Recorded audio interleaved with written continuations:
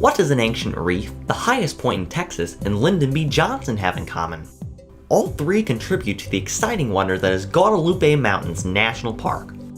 Today we're going to explore the wildlife of McKitter Canyon, the Chihuahuan Desert, discover the story of how a judge pushed for the creation of the national park, and take a look into life on a Texan ranch. It's time to head into the foothills and dig up the facts about Guadalupe Mountains National Park.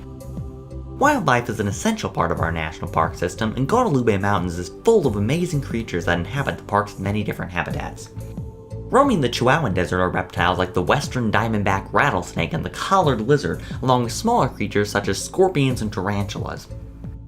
Many animals that live in the desert are nocturnal, coming out at night when temperatures are cooler than during the day when the sun beats down, causing heat of over 100 degrees Fahrenheit.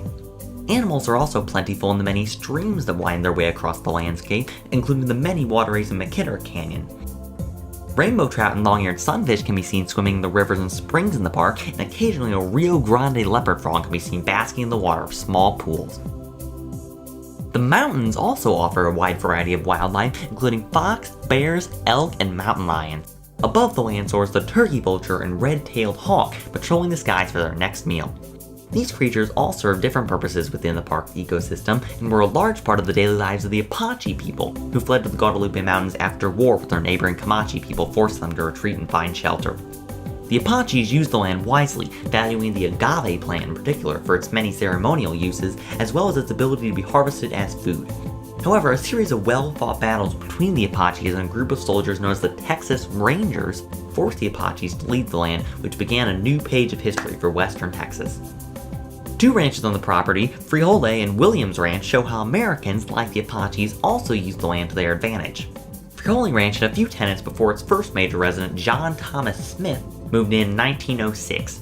Surrounded by springs, Smith and his family planted many different fruits and vegetables, which with the help of the springs grew into successful produce which was either sold or eaten by Smith and his family. Livestock was also raised and sold to local buyers, which helped the family get more cash and eventually expand their house. Throughout the 1920s and 30s, the ranch was the community center of the Guadalupe area, hosting dances and important meetings with the locals. Finally, in 1942, the ranch was sold to Jesse Coleman Hunter. Williams Ranch was another popular property within the current park boundaries, with James Williams acquiring the land in 1917 and raising cattle before switching to sheep and goats. Williams would meet up with lots of different people during his time in western Texas, even getting produce from the Frijole Ranch just a few miles from his property. Williams left the ranch at the beginning of the 1940s, and in 1942, Williams Ranch was also bought out by J.C. Hunter. Hunter was a judge in the area and was a huge influence on the mechanics of daily life in western Texas. He originally hoped to turn his acquired land into a Texas state park, but eventually turned the land over to the National Park Service in 1966. On October 15th of that year, Lyndon B. Johnson established Guadalupe Mountains National Park. The park would officially be opened a few years later in 1972.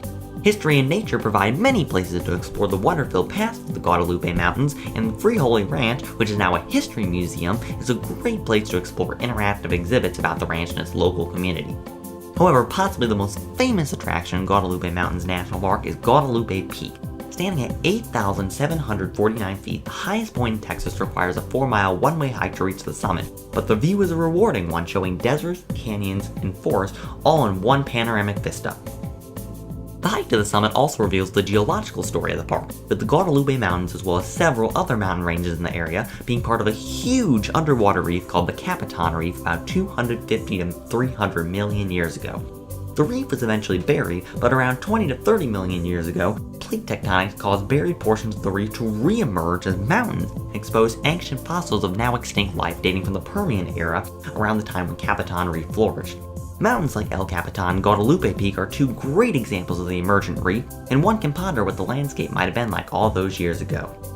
Each of our national parks has a unique story to tell, and Guadalupe Mountain shows how many different cultures can come together to tell the story of one of Texas's most spectacular natural wonders.